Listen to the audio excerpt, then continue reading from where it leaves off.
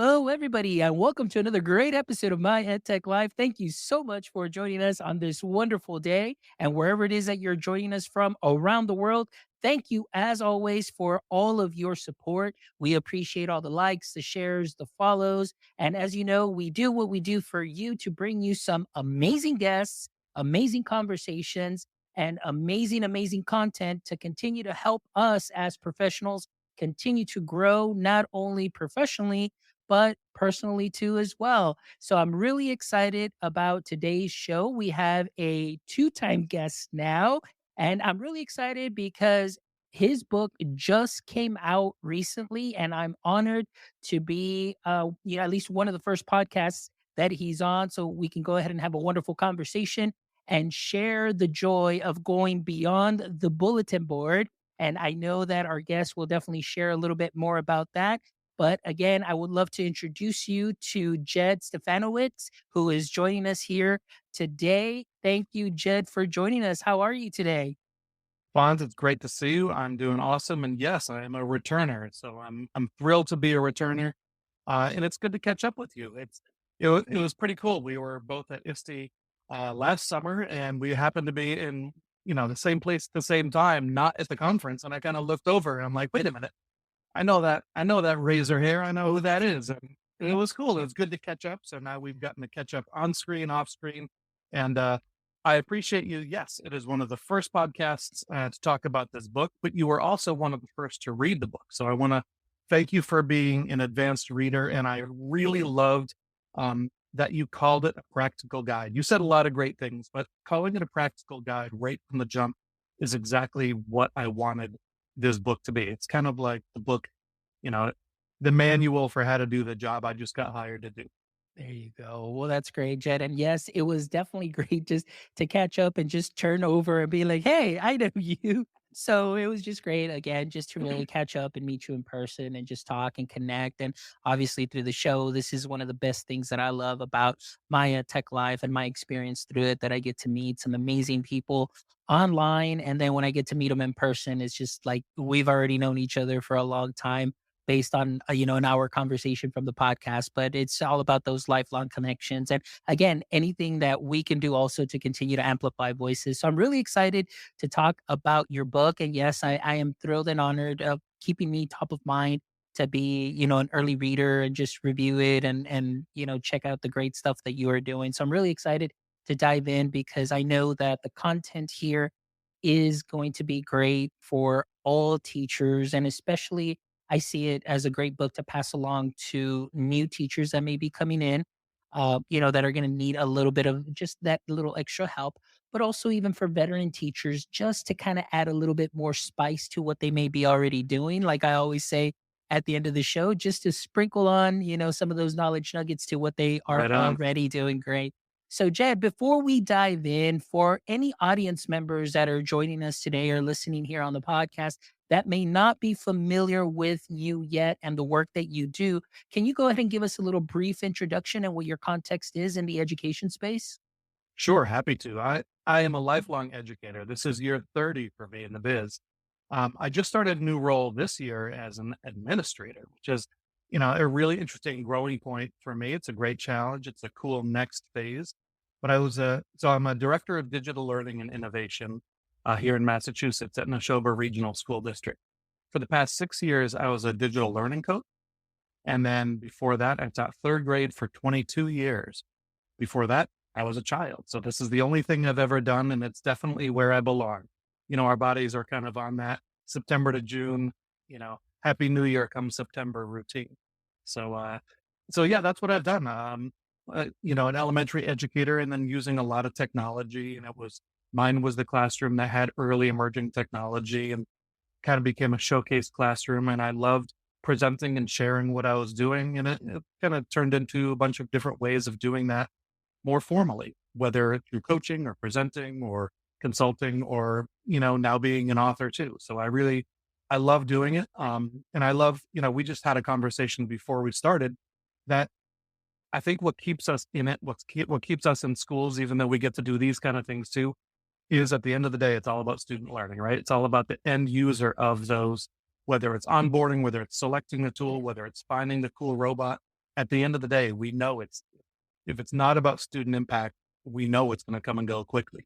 Yes, So absolutely. No, I agree with you 100%. And, and at the end, oftentimes, and for, like ourselves in these roles where we're kind of maybe not so much within the classroom as we used to be, because now we're working with our teachers and we're working with different campuses and so on.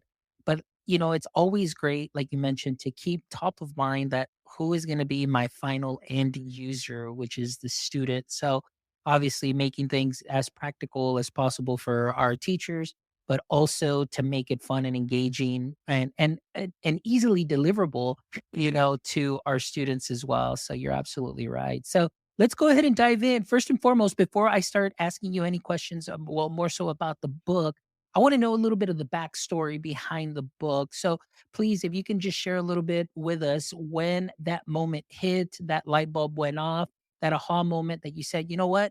I've got something here that I want to share, and this is what I would love to share with our education space. So tell us a little bit about that backstory. for sure, it's excuse me. This is third book I've written, which is really interesting. The first book was really about me and my ideas. The second book was about other people who I found fascinating and interesting. And this book is really about the person who receives it. And that's really what, we've now used the word practical a few times. And it's really, so it's called Beyond the Bulletin Board, Crafting a Culture of Content Creation. And, it's interesting being content creation has kind of been a buzzword. It's that idea of, again, that familiar phrase of shifting students from being content consumers to content creators. For me, that really was a transformational. The first time I heard it was transformational because it really framed what it was I cared most about, what I found to be most engaging as an educator, and what I knew I needed as a student as well. So, like you had said, those immediate takeaways. What is it that's practical, that can be implemented right away? So that's what this book is really intended to be, is for any educator, any administrator to think about. And it does go whether it's a brand new teacher or whether it's someone who's been teaching for 30 years, like myself, because that's where I see that magic is someone who has really come to their own conclusion rather than being either mandated or voluntold to go to a conference or paired up, maybe mentored, but someone who really just comes to that conclusion that, okay, I want to take the next step. I want to, and it might just be as simple as I want to start Book It because everyone else seems to, I close my eyes for 2 minutes and now there it is. Or I really want to reimagine the way that student publishing looks in my classroom, or I really want to rethink. So that's why I think the title speaks for itself, Beyond the Bulletin Board. Um, Especially, that's such a great metaphor that any teacher can understand. Are we decorating our halls and walls? And if we are, who is it for? Who's really looking at it? Are we binding these class books that, just live in the classroom? Are we printing student poetry that, if you're lucky, it makes it in a backpack. If you're luckier, it makes it home or on a fridge. But how can we really rethink what that publishing process looks like? If it's really to showcase student understanding, if it's really to make that learning public, the ways we have to do it are amazing, whether it's, having a student podcast or really just sometimes adding a QR code to a printed product. So what I advocate for, and I literally will walk down a hallway and say to a teacher, I love that bulletin board. How can we expand its reach? How can we get, beyond it or get through it? So it's not about tearing down. It's not about, disrupting. And sometimes that lands the wrong way with me because it really feels like dismantling something that someone really cares about to their core. There's a reason really skilled educators return to the familiar things. And it's not out of laziness. It's because it's really pedagogically sound, but it might also be right for extending and the tools we have to extend it. So, thinking about just shifting a traditional bulletin board product to have that really become a gateway in. So a perfect example would be, and this is one that I did with second grade last year is, there was a project on the bulletin board and I took one down. I said, I have an idea. And we came in and we really just, I asked the student to talk about what their construction paper creation and their 3 sentence paragraph, uh, because all of a sudden then you had the oral recitation of it, and then you had them talking about the design of it, and then you had them thinking about telling their story too. And it went from being a really truly two-dimensional project to now capturing that student's voice in a way that wasn't represented otherwise, and capturing their thinking in a way that definitely wasn't represented. And the best part was the teacher was able to, really publish it in a way that the aunts and uncles and grandparents were able to see, and it was saved forever. And it's in, when you think about branching that down the line, you're building a digital portfolio, and it's such a different mechanism than just a stack of paper on portfolio day, like I did 25 years ago, to really having a showcase of learning over time. And that's really what assessment has always been about. And now we have ways for capturing it in so many different ways other than just traditional standardized assessments.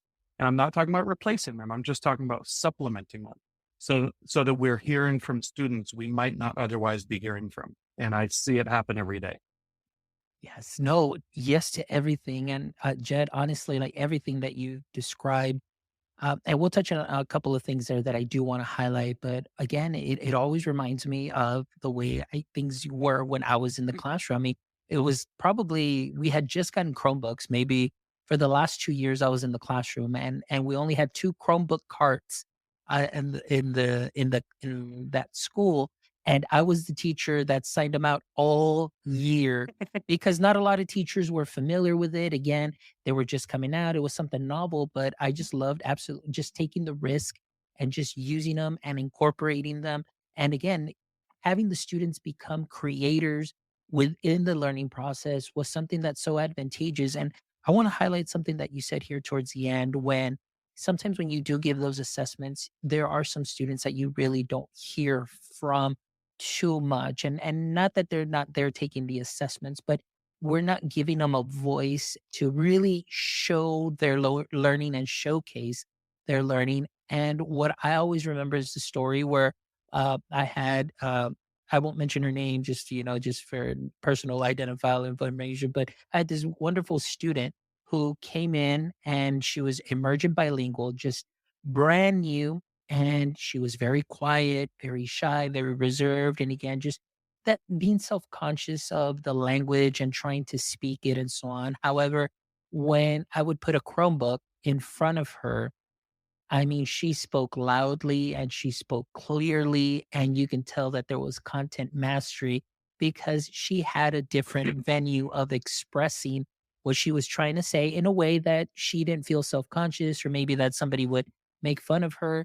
But as she was doing those projects, obviously you get the language acquisition. She started practicing. She started using Screencastify. She was creating and adding, audio into slides and so on, that by the end of the year, she had never presented in front of anybody throughout the year. Because I always gave the students an option, you can, stand up, share your presentation, or you can submit it this way and so on.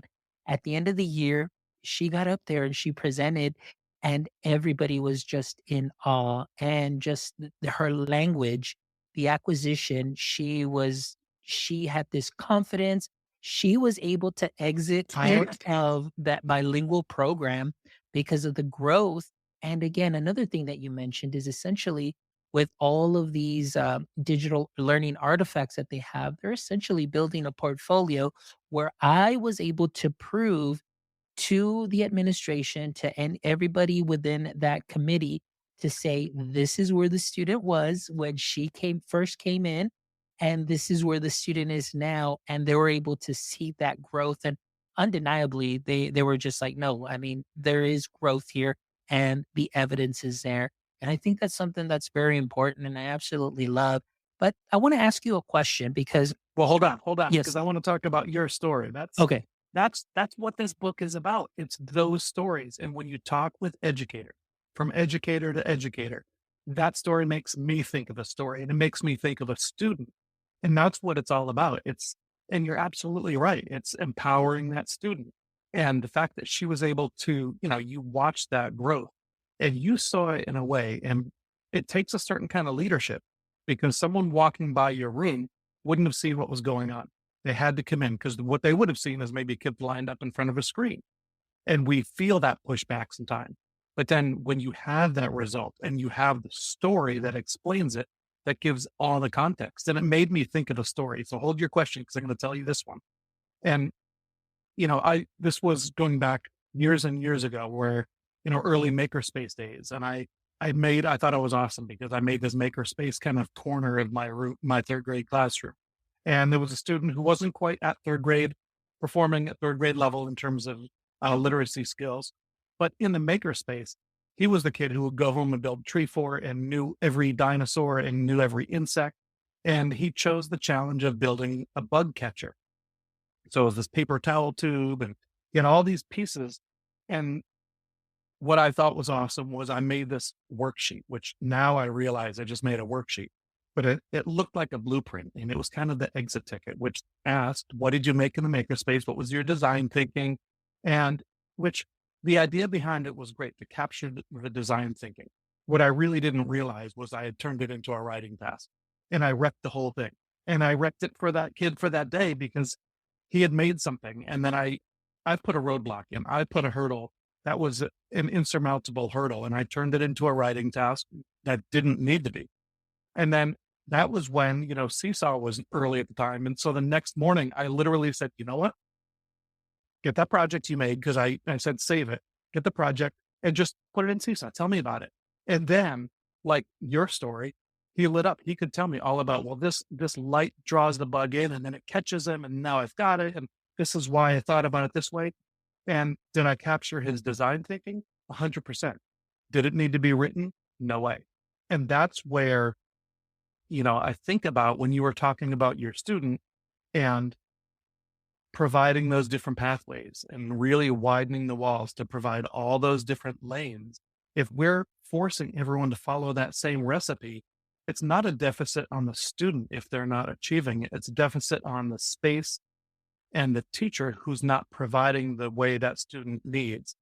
If you're really working on topic sentence and that's the task, fine, make it a writing task. But a similar one is graphic organizers, and I write about it.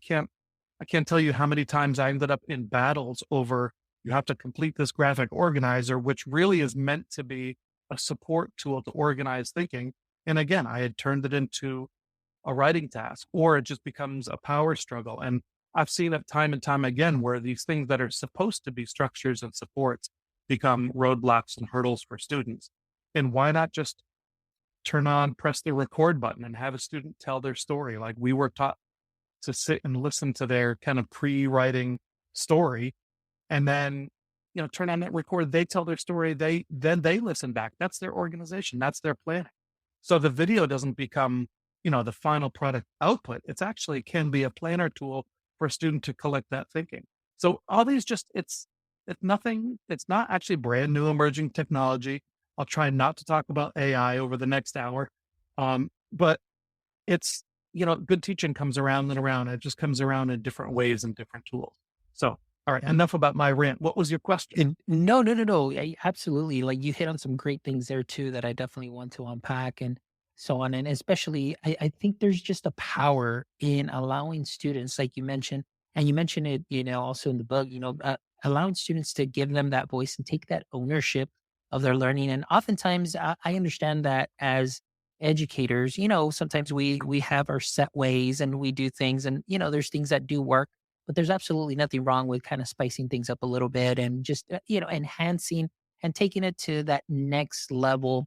As far as content creation and just creating the content over their learning process. And I think that's something that's powerful because, like you mentioned too, when those last 2 years that I was in the classroom, when we had open house, there was not a single paper on any desk or a folder that a parent would take home.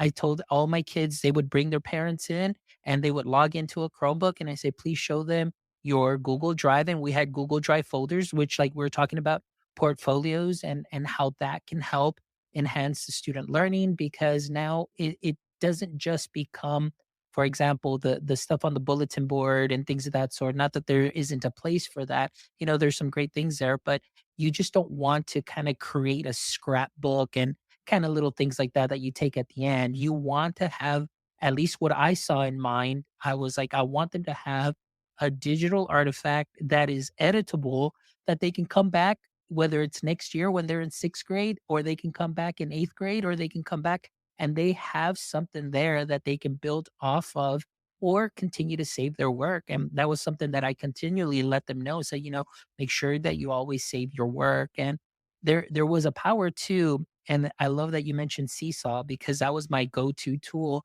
to be able to build that community, connect parents to the student work. And when I had students that would come in and record their explanations, I was able to share that with the parents immediately.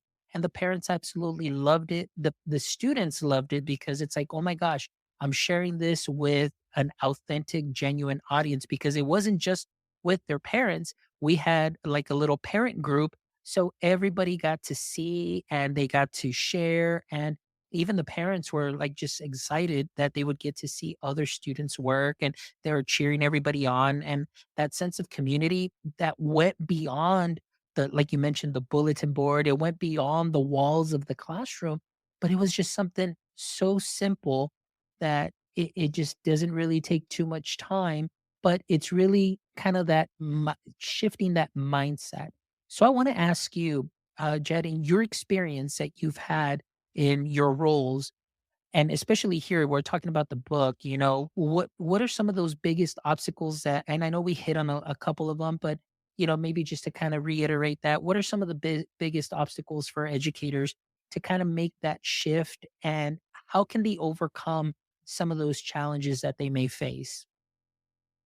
I think the biggest one, and you actually just set it up perfectly, is mindsets, and it's fixed mindsets and mindsets that are, you know, maybe have done one thing a certain way for a certain amount of time, and yes, it works, but you've got the classroom next door doing something totally different where kids are engaged at a different way and at a different depth, and they're accessing content, and you're seeing kids who are, excited to come into school. And I think, like I said at the beginning, I think about myself as a student. I always try to find myself as a student because that always informed my teaching.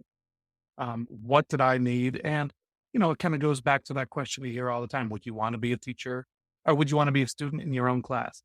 Now, as an administrator, it's kind of like, would I want to be a teacher working with me? And that kind of informs the work that I want to do and the growth and change I want to try to build over time. But really the biggest obstacle sometimes is, yeah, there's always going to be time and space and budget, but sometimes teachers don't have a pathway to change that. But I think teachers always have a pathway to kind of shift that mindset. Um, and it's the mindset is what I think builds the skill set. And the skill set is built by competencies. And those competencies, right? Every school district seems to be working on their portrait of a graduate. Those 21st century skills that used to be soft skills and now are essential skills. But how do we capture it? And that's what this book is about, is kind of, all right, how do we capture those things we say are really important, even though sometimes it doesn't appear on the tests, right? You've got your state tests or your different assessments that don't always align with the things that we know are those important skills we want our students to graduate with. And it goes back to whether it's high school projects or whether it goes back to those elementary projects, or like you said, instead of having printed product, right, your students could still go back and find those assignments that you had them put in their drives and they save their product. They could go to them right now if they wanted. And think of how powerful that is, that they know it's out there. Because if you sent them home with a big rubber band stack at the end of the year, who knows where they would be right now. But the fact that it all exists and it does show growth over time. And that's something that's really a tough one for districts, is to catch that piece, is to assess growth, yes, over the span of a school year, but then over time in ways that are different from data points on graphs, but that really capture that creativity. It shows performance and it shows their learning practices and it shows learning process. You mentioned the word process. I mean, how do we capture process? All different content areas. whether it's the art, music, PE teachers. How are classroom teachers seeing what's happening in those spaces? And how are those specialists capturing that and showing what's going on other than, sometimes in a traditional building, it's once a year art shows, or is it field, and I don't mean to diminish those in any way because I see what's happening in those spaces, but how is what's happening in those spaces being seen and shared in a way that parents totally get it? And Seesaw is such a great example. Um, it's been really fascinating to watch kind of the post COVID backslide, backswing, pushback, right? And Seesaw is in some ways a casualty of it because it was such a quick go-to for so many districts to grab it as a early grade answer to Google Classroom instead, and being used very minimally as a parent communication tool rather than the learning portfolio it's meant to be. And then, a product like Spaces EDU, who I'm proud to have an association with, their portfolio product is amazing. And it's about student work. It's about capturing that student thinking. So I know your question was about the obstacles, but I think a lot of times the obstacles are people themselves and just sometimes challenging themselves, sometimes those priorities. And that's a piece I wrote about later in the book is, if you're looking to increase your digital literacy, the digital literacy of your space, of your students, it's too big to do it all together. So this framework I put together um, spans 4 domains, and it's called the Design for Digital Literacy. I originally called it Domains of Digital Learning. Either way, it's still DDL. Yeah. But what it really does, because teachers love acronyms, but what it really does is it breaks down technology integration or digital learning, or however we want to name what it is we know the work we've been doing for 20, 30 years, into 4 domains. Because if a classroom teacher, if a school, if a district is really looking to ramp up or leverage technology differently, chances are, whatever the tool is, it's going to fall into one of 4 elements. And that's, is it instruction? Is it operation? Is it creativity? Or is it wellness? And then within each of those, that's kind of the model that I go into in the book. And that's where I want it to be practical. There's self-assessment, and then there's something in this grew. You asked, where did this kind of germinate from? Um, it grew from workshops and conferences where, if I titled a session Beyond the Bulletin Board, right? Crafting a culture of content creation, you know exactly what you're going to be hearing about, using technology to leverage those tools. And then I'd frame it within those 4 categories. So I would say to a teacher, all right, pick one. Is it the instruction that you want to focus on? Is it operation that you need the support? And this came from coaching as well. Is it digital wellness you want to look at? And I'm intentional about wellness versus citizenship, because when you're talking digital citizenship, it's a question of who's doing the common sense lessons, who's doing it, who's pushing it out. But if it's wellness, it's a whole different conversation about students and how they're connecting, who they're connecting with, and their friends and social media and their footprint, in a way where digital citizenship is a piece. But now everybody's concerned. Very different from just who's covering that content. And then the 4th domain was creativity. So within those 4 domains, the challenge, and what's been really interesting, is at a conference, I give out 4 cards to every person at the conference, and it's instruction, operation, creativity, wellness. And I say, all right, prioritize them for your urgency. So right away, people can put their first one on top. And then it gets really challenging. And if I asked you to do it, if I gave you those 4 cards, I bet you know your first one. But what's really hard is to put one last. It is not that you don't care about it, but it's hard to pick one that's not your top priority. So people sequence them. And then I'd say, all right, now tell me, where do you see the urgency in your building or your district? And it usually gets a whoa, whoa, whoa, whoa, and everything gets reshuffled. And there's something there about what teachers are passionate about, what they care about, how they want to be using technology, but the constraints that they're in. And then we go through, well, where's your wheelhouse? Kind of where are your roadblocks? And so thinking about it from that point of view, I tried to give a framework in this book for, okay, here's, 100 classroom strategies to support operation. Here's strategies to support instruction. Here's strategies to support wellness. So if a teacher wants, 101 things to try tomorrow, they're in there. They're kind of annotated projects and activities. But if they really want the thoughtful piece too about kind of building that craft and increasing the literacy, that's the why that this whole book is all about. That's wonderful. But I want You to could ask have written this book. I know you could have. and it's so funny, like, a lot of the great stuff that you're sharing is it's stuff that to me, it's just like I see it, I can envision it, and I'm like, man, I'm on this because I can I don't know. It's just something, and I don't want to say that I'm built different. It's just sometimes I see things a little different, and I'm with you as far as the risk taking and the innovation. But now I want to ask you about that too as well, because you emphasize the importance of fostering culture of innovation and risk taking and the learning environment. So I want to ask you, what would be some advice that you would give? Okay, we'll start off with this, not just the school leaders. We'll start off with school leaders first to cultivate this within their school culture, but then we'll take it also to the teacher to cultivate that within their classrooms. So, what would be your message to the school leaders first? Well, I would say look at those 4 categories because that gives you a way to name it, right? And within those 4 categories, it might even say, rate do a school rating or a classroom rating if you're a classroom teacher. And then think about, okay, if you say that, instructionally you're pretty confident you're at a 7, I'd say, okay, what would it take to bump it up 1? And then that gives actionable steps for a teacher to think about. And I would say through the lens of, you know, the technology that you find that you go back to repeatedly, why is it? And whether it is an AI brand new tool.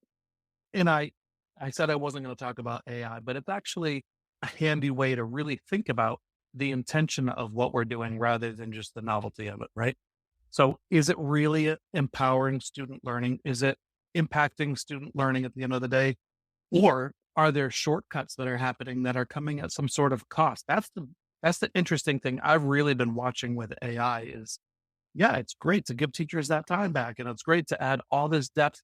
Um, but I wonder over time if there's going to be some sort of an erosion of teachers' s- content, subject matter knowledge, because they've had so much help in expanding their units and their assignments, which is great from like a UDL perspective. You are finding ways.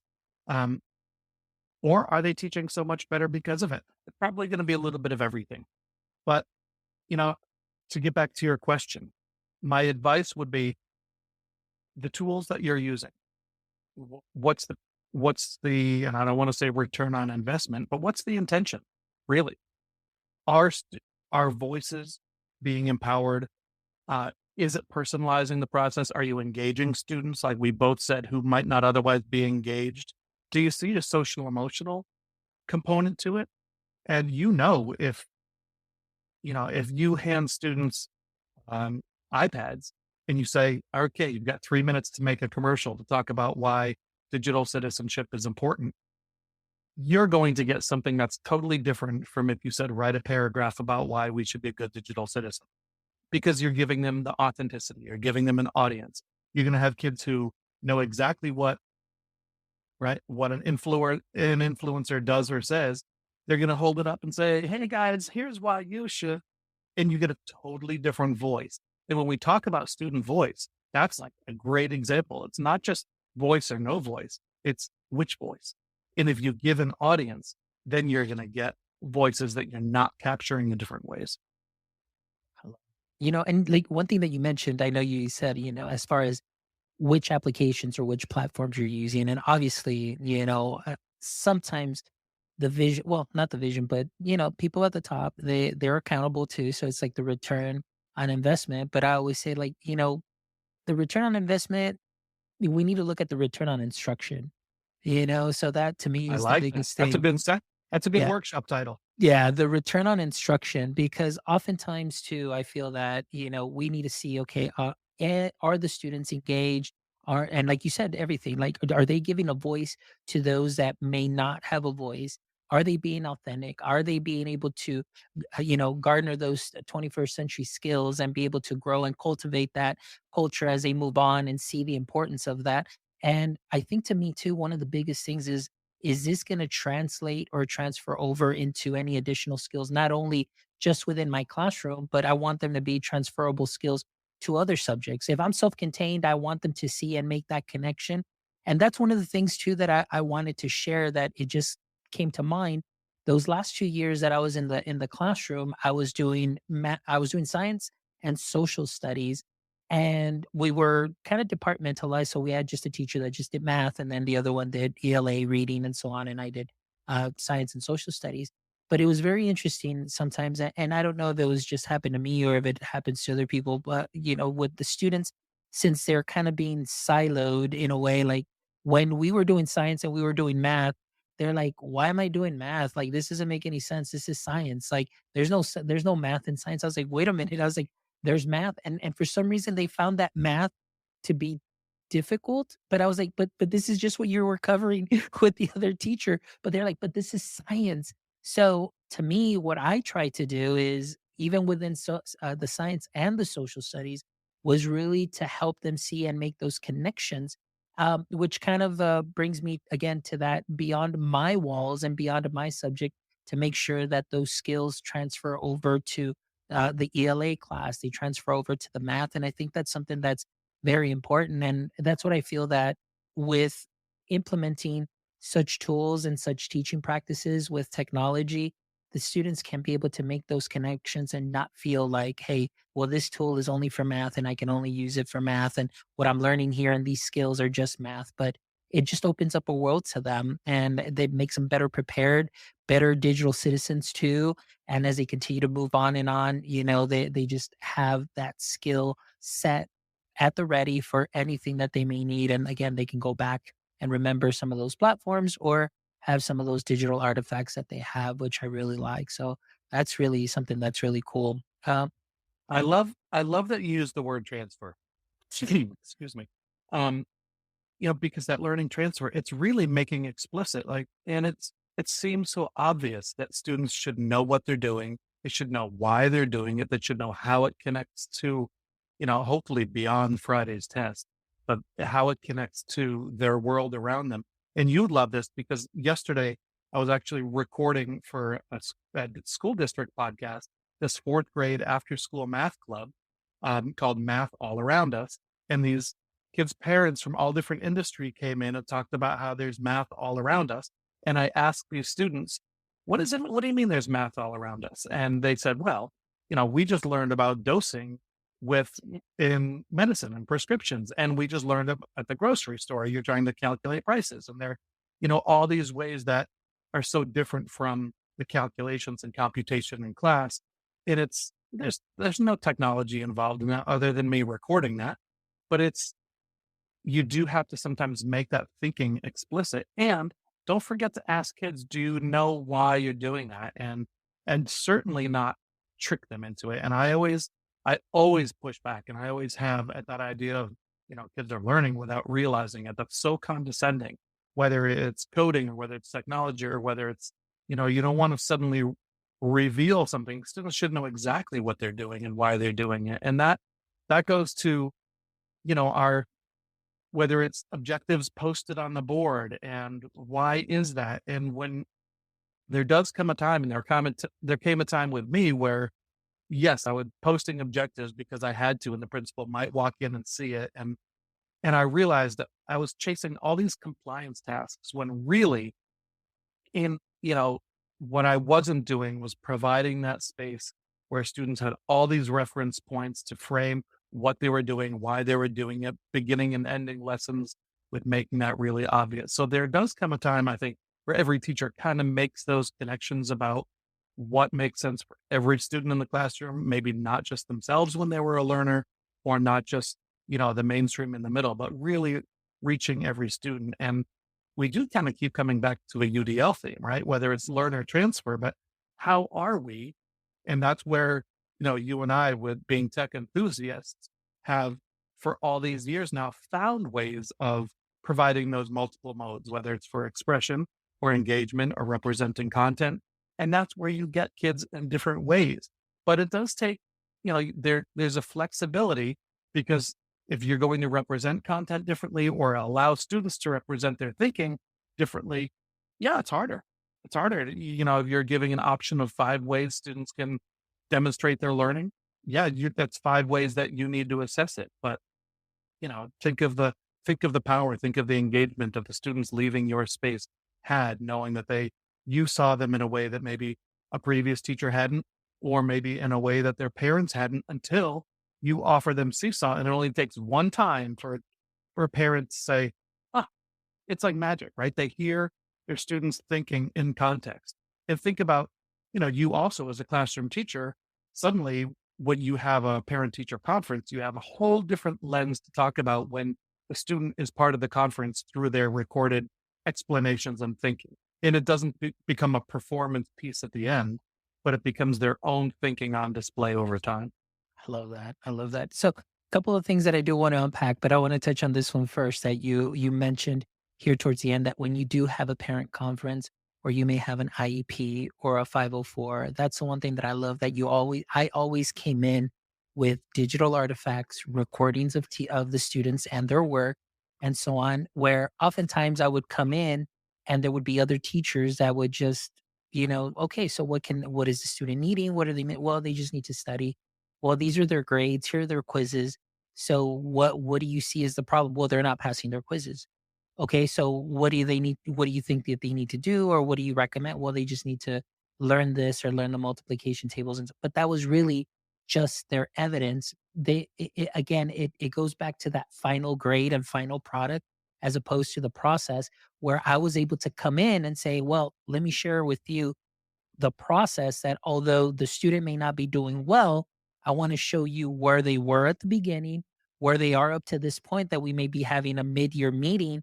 And now it's something that they have visually, that they can hear, that they can see, that they can go ahead and, digitally flip through and be like, oh, okay, and so on. And I think that's something that's very important. And for me, I always tell the teachers, a lot of this technology and a lot of these learning artifacts that I ask you to do and use with some of these mini projects, they're kind of like, one of those like kind of like cover your behind kind of deals too to help out during those meetings because you have some wonderful learning artifacts to share at those meetings and just be very specific and really help out because at the end I really want to help out the student. I mean, I want them to know like you're not just this label. Like, I mean, look at the work that you're doing. This does not define who you are. So that's something that I loved. And I wanted the parent to see that and say, look, although we're having this meeting and you feel that maybe your child is not doing well, I'm here to tell you they are progressing. There is this growth. You may not see it and you may not hear it from another teacher, but I'm here telling you, based on my evidence and based on the work that they're doing here, there is that growth. And then just to put parents at ease there, I think was something that was very important for me too, as well. So I love that. The other thing I wanted to touch on, oh, I'm sorry, go ahead. Go ahead. Well, you made me think of a story, and you're right. It's absolutely, and we'll use the example of multiplication and division, and you know, giving students a way to capture, how are they related? If that's the objective for students to be able to make the connection to how can multiplication help you solve a division problem, and you might have a student who can't answer it the way that the standardized test wants it answered, but you give them blocks, you give them the pieces, you give them the manipulatives, and they can teach it, right? What a powerful tool to say, 2 kids are out today. Can you make a video of what we just did, the mini lesson we just did, so that tomorrow they can watch that? So that gives you an opportunity to give them an audience. It also gives you a chance to assess their learning, and it gives them a chance to demonstrate their thinking and make it more concrete. And yes, you can put the parent at ease, who may not see the performance in the way that the performance is traditionally done, but you can say, yes, they do get it. And it gives them tools to support them. Now, what's interesting sometimes is the inverse when a parent assumes that students are really capable because they have memorized a million facts. But when they can't explain those connections, that's actually a really powerful moment too. And it's never from a gotcha point of view, but it gives you because students come in, they say, what can we do to be helpful? What do we need to work on? How can we support their students? So when you show that video of when there is confusion, they totally understand maybe where the breakdown in thinking is, or to be able to say, this is what they thought, this is what they figured out. And like you said, watch how they progress to think about it. But when you watch that progression, it just gives parents totally different perspective of that learning process, and in ways that, speed tests or memorized facts or scores on worksheet don't necessarily show. Um, whether, they are able to do more than they know, or maybe not always to do as much as they think they can too. So it's just an interesting parallel. But at the end of the day, we're just talking about finding more and more ways to make that understanding visible. Yeah. The other thing that I wanted to hit on, Jed, is when you talked about your podcast and you talked about students explaining math everywhere. One of my biggest things is that I love when students have time for discussion, discourse in the classroom, having being able to share ideas and so on, and being able to learn from one another. And I love the fact that they were able to do this podcast. You recorded them, but also, like you said, you heard, from their family members, their parents that, may be working in certain areas. And I know you mentioned this in the book. And for me, community was very big. What I would do too is reach out to my local community, which were some of the parents that were working, in some kind of science field or something related to that. I would even reach out to the city. Like if we were going over the water cycle, I would reach out to the city water, and then they would send somebody over to come and talk about water. They would come and talk about, the process and so on and so forth, and making those connections. And again, I think it's very great that it's going beyond the walls. And here we're going not only beyond the bulletin board of just the normal, water cycle that they would go ahead and color or create, but now you're going beyond the wall. And I think that because of the technology that we have nowadays, even just a simple Google Meet or a Zoom session, to invite a content expert to make those connections was so important for my class. And I know that they gained a lot from it. And also because of the representation piece, to especially in the area where I work, in my demographic area, to be able to find somebody that looks like them and they can say, "Oh my gosh, I can do that." Like that person looks like me and he's or she is doing this. I can do that too. And I think that's something that is very important. And so that's why I think that community partnerships in that sense are something that are great and can have a lasting effect on students as they continue to move on and making those connections to the content too as well. Definitely. And they don't have to be major position. I mean, I think about a project I did last year with first graders where they invited their parents in and they interviewed their parents for a podcast to find out what they did for work and how is teamwork important and how do you work together with people and what skills do you need to know to do your job. And it was awesome. Two big discoveries where first graders really have no idea what their parents do for work. I mean, they might know what they are, but they don't know what their daily work looks like. And first grade parents are totally uncomfortable talking to a room full of first graders. And, especially if they're being recorded. So it puts everyone on this different, but I'll tell you what, you see the faces of these students interviewing their parents, and it's like they're watching them right there on TV. But it's the discourse you get. And it's, you know, if it's a student interviewing a parent, or if it's having parents come in and talk to each other. And you're right, students seeing themselves in those faces is essential. And for the teacher to listen and let the conversations happen. And sometimes it's letting students struggle sometimes. And I know it's a different direction, but when you have students and you say, all right, how can you find a way to teach this concept? And you just say, here's a bunch of materials. How can you find three different ways to represent the same, right? So instead of a worksheet where there's 25 of the same problem, find three different or 25 ways to represent the same thing. And it's a total flip flop. But if you give students a camera or the tool or a task, and the task is to reteach it, suddenly it's not for us anymore. It's not a worksheet. It's not a transaction. It's not a grade. It's not a score. but they're teaching their classmates, or better yet, they're teaching next year's class. And that's a great one, one that I talk about in his book, and I've used it repeatedly, is at the end of a unit, have students make kind of an introductory lesson for next year's class to kick off a unit. And it gives the teacher total formative or summative assessment to say, how well do they really get this content? It actually gives the teacher a great kickoff lesson for next year. And it gives students a really authentic, right? It captures their voice. And they always put together an awesome project that kind of highlights. And yes, you map it out a little bit, you storyboard, or sometimes you just turn on the camera and, okay, in today's number corner, what did you learn? And you capture it. And yes, it might be for the students who are absent, or it might just be for that student to capture their thinking in that moment.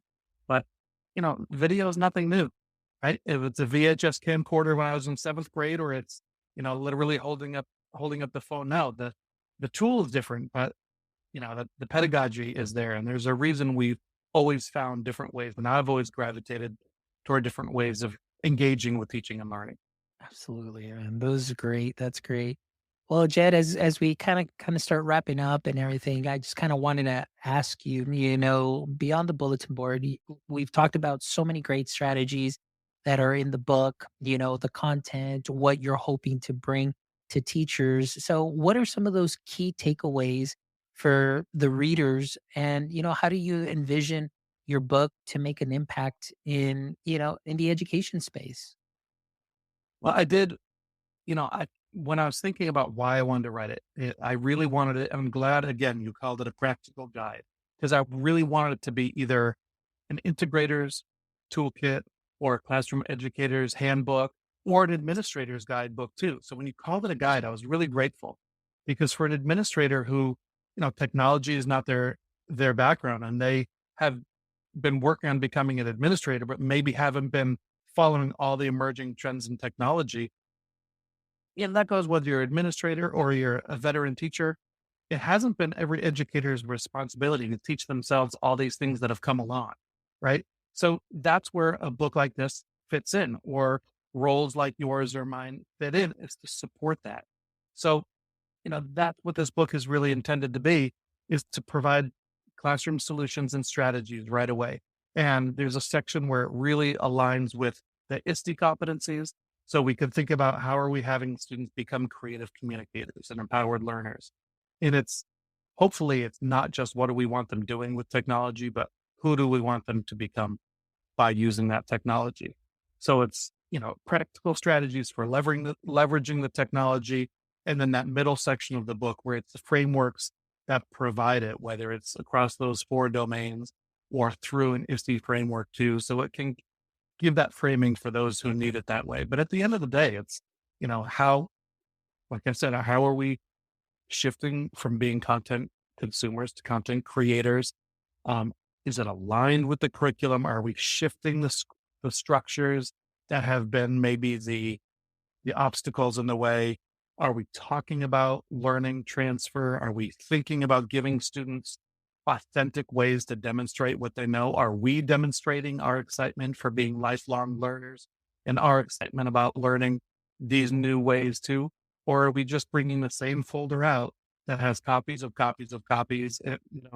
So hopefully, if teachers are repeating the bulletin board they've been doing for a long time, I know it's for a good reason, but I always think there's ways to really increase that audience, broaden the reach, give that depth, give that extra dimension to it, and then have it saved forever. I love it. Wonderful. Well, before we get into the last section, with the last three questions, Jed, can you please tell us and tell all our audience members where and when, or actually where they can find the book? Because I know the book is out, but where's the easiest way that they can find the book? Yeah, the book is out right now. It's only been out a few weeks. It's on Amazon. You can find it if you search Beyond the Bulletin Board, and Beyond the Bulletin Board book, or Stefanowicz, that's me, or even shorter. My website, jedpd.com. So Jed and PD for professional development. Although I do like to say professional learning better than professional development. But you can find more about me and workshops and podcasts and order books there as well. So yes, thank you. You can find them. You can find them there. Now I don't know what your final three questions are, so now I'm all nervous. Well, they're the same ones from, that I always end the show with, but I just wanted to let you know, and all our audience members, we will make sure we put those links in the show Thank you. notes, so that way you can go ahead and make your way either to Amazon or go to Jed's website, and you can go ahead and find the book there too as well. All right, so here we go. The last 3 questions, Jed, very similar to the same 3 questions. The only one that changed was the last question from the last time you were here, and I know it's been a while since you've been here, so I would imagine that your EduKryptonite would probably be a little different. So I want to ask you, Jed, since the last time that you were here, what would you say is your current EduKryptonite? Probably fear, probably teachers who are um, afraid to challenge themselves, and I don't blame them. And it might be fear because something is overwhelming. It seems too much. It's too new. Um, so I would say to those teachers who are, reluctant to try something new, find someone who's doing it and just ask them, how'd you get started? What did you do? And that's what my previous book was about, was hearing those stories. And that's how I've done it, throughout my career, is finding people who do what I think is really interesting. It's a little beyond my reach, and just kind of saying, show me how you got started. And really those, like, a really personalized professional learning. I love that. Wonderful answer. All right. Question number 2, Jed. If you could have a billboard with anything on it, what would it be and why? Well, at the moment, it would probably be my book cover. Um, but it would probably be, a challenge to just say, how are you capturing thinking? How are you? And it would be kind of like, we want you to reimagine what student publishing, we want you to reconnect with families and redesign what engagement and reassess students in a way that is meaningful to them and is understood by everyone. So it'd be a little pushy, but sometimes that's what it takes, is a little bit of a little bit of a professional guilt trip, you know? Yeah, no, no, it totally works. I can see that kind of like I know like here in Texas when I'm driving up north and then we're obviously, we're headed towards Bucky's. We always see the signs or like, Bucky's this many miles, these many miles. So I can definitely see your billboard going from like beyond the walls and it's like rethink assessment, Oh, rethink I like creativity, that. rethink. And that would definitely catch my eye. I mean, everybody driving by, they're getting a different billboard. So I can definitely see that happening. That's a great one. All right, Jed, this is the question that probably changed from the last time you were here. So I got to ask you now, is there a particular hobby or favorite activity that is, let's say, non work related and maybe not deal with education at all whatsoever that you wish you could turn into a full time career? It's interesting, and I wonder if you get this response other times, because for the reasons I think people have hobbies, they would never wanna do it as a full-time job.